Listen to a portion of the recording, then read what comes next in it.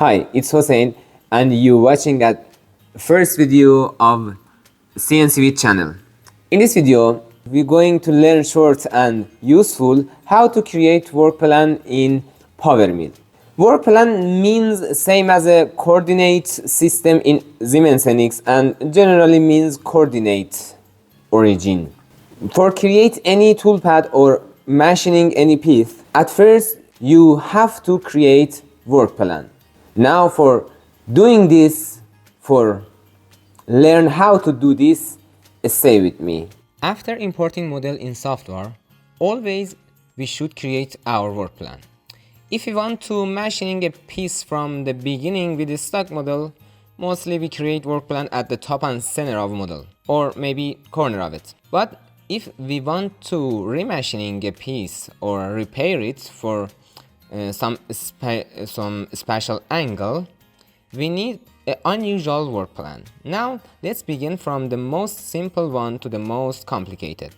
At the beginning, when I don't have any work plan, I open block window and simply click on calculate. Then I right click on work plan and follow create and orient work plan and choose work plan positioned using block.